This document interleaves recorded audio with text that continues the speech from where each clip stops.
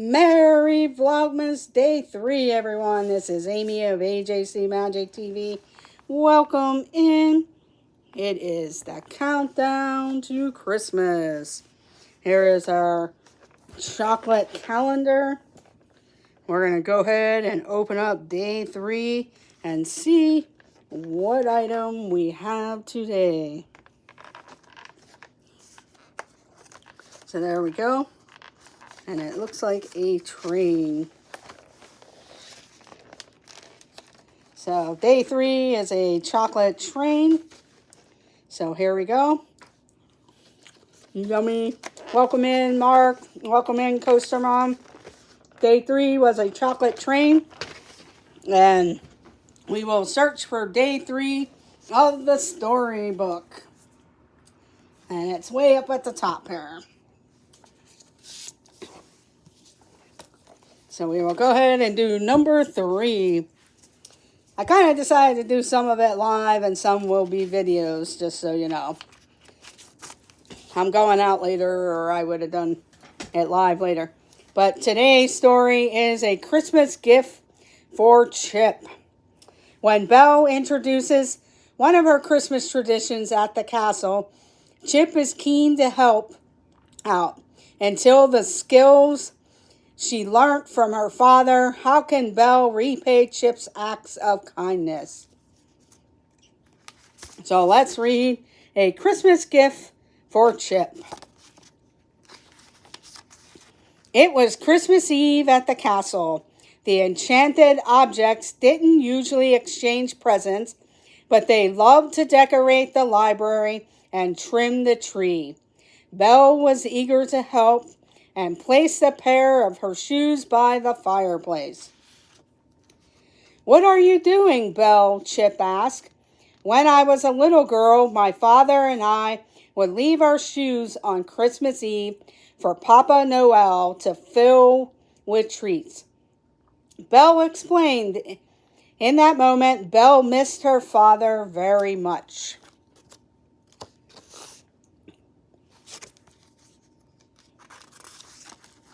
Just then, Chip's expression changed. "What's the matter?" Belle asked.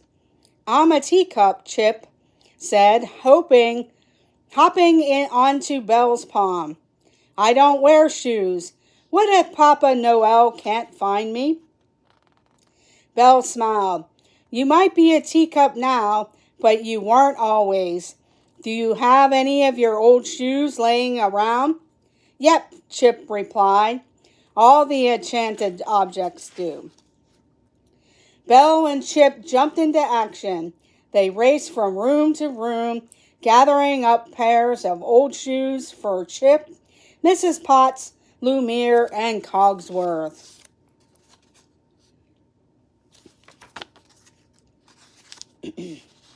Once the pairs were gathered, Belle and Chip made their way back to the library. They nearly arranged the shoes in front of the fireplace, then took a step back to admire their work. A little while later, Mrs. Potts announced it was bedtime for Chip. "But I'm not tired," Chip said, wallowing a yawn. Mrs. Potts and Belle exchanged a smile, then tucked the sleepy teacup into the cupboard.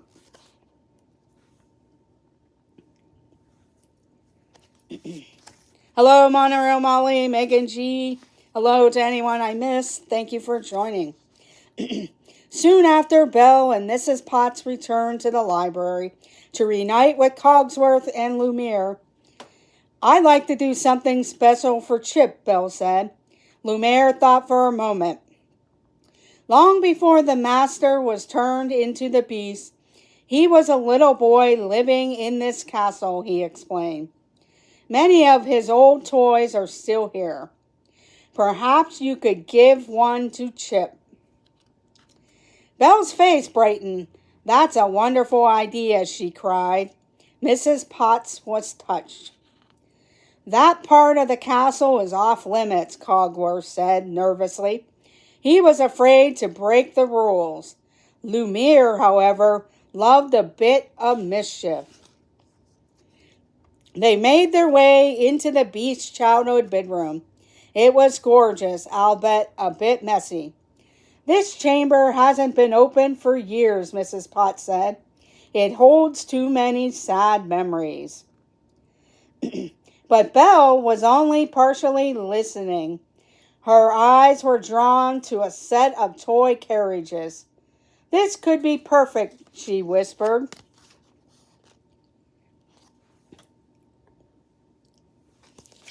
Thank you, Karki.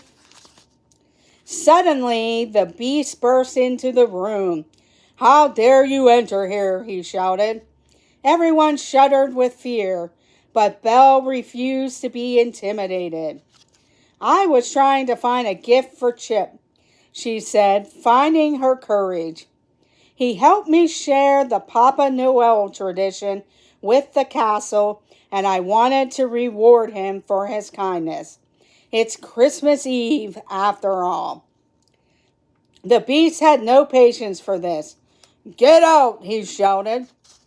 Faced with no other choice, Belle and the enchanted objects took refuge in the kitchen.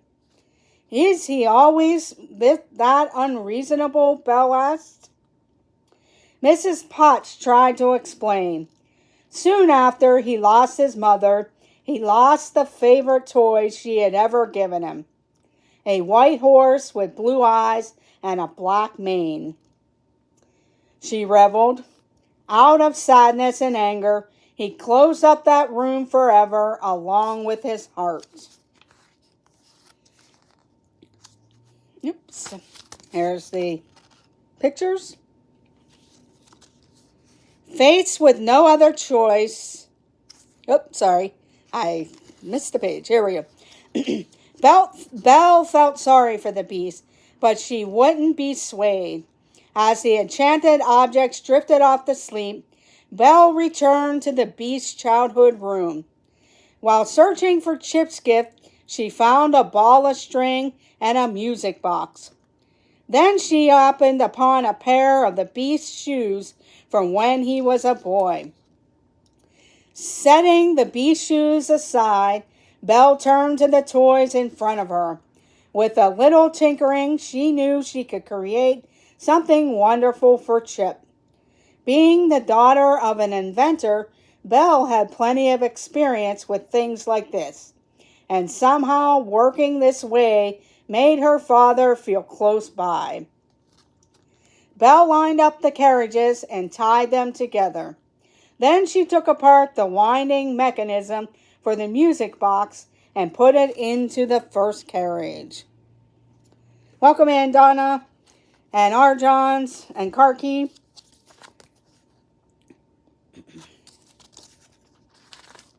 Belle worked long into the night. Now all she needed was something to wrap the gift with. She opened a drawer and deep at the back found a spool of red ribbon. Perfect, Belle whispered as she reached inside. But behind the spool, Belle discovered something even more precious. It was the Beast's lost horse. Ever so gently, Belle held the toy in her hands. You've been dearly missed, she said. It's about time you were found.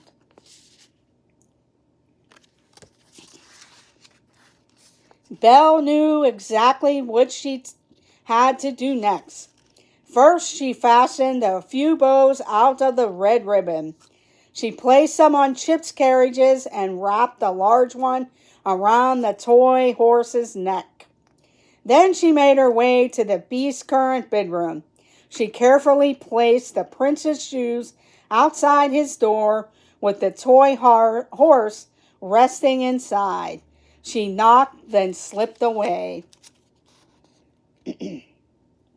Hello, Kay Wilby. Welcome in. When the Beast opened the door, he immediately recognized his long-lost favorite toy. Where did you come from? He asked, hardly containing his delight. Belle smiled to herself. She had been hiding behind a nearby pillar and watched as the surprise melted the Beast's anger into joy. She had a feeling it was going to be a very Merry Christmas indeed. Before heading off to bed, Belle stopped by the library. She placed the carriages by Chip's shoes, then hurried back to her room. She couldn't wait for tomorrow. The next morning arrived. Belle and the enchanted objects hurried into the library. The objects usually enjoyed a cozy fire and the freshly decorated room. But this year, something magical happened.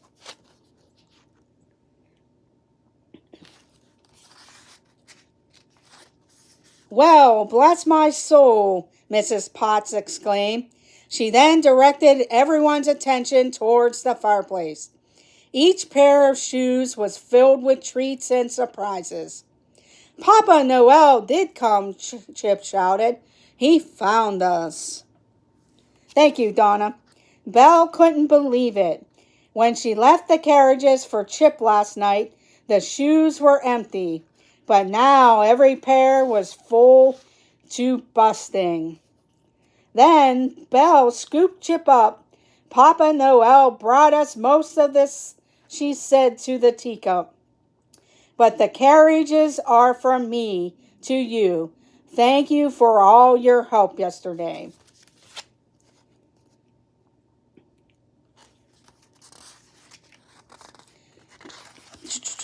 Wow, Chip replied. Thanks, Belle. Belle smiled and then revealed the final surprise. These may not look like ordinary carriages, but they're not. These carriages can move on their own, she explained. She turned the crank and the carriages drove by themselves, as if by magic. Just then the beast poked his head into the library. Belle convinced the beast to join them. He walked over to the fireplace. I'm sorry I was so angry yesterday, the beast confessed. I didn't see you get angry, Chip said.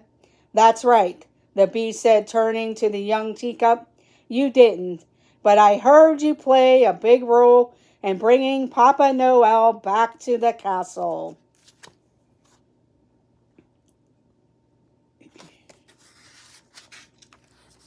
Chip blushed and hopped onto the beast's shoulder. The beast presented Chip with the toy horse from his youth.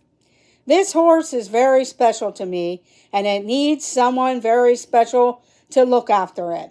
I was hoping that you could be you, the beast explained. I'd be honored, Chip replied. A happy tear ran down Mrs. Potts's cheek, and Belle's heart swelled. It was the happiest Christmas that anyone could remember. The end. Thank you very much, everyone, for joining us with a Christmas gift for Chip and day 3 of Vlogmas or Livemas. Happy holidays, everyone. I hope you have a great day, and thank you for joining. See you all later. Bye, everyone.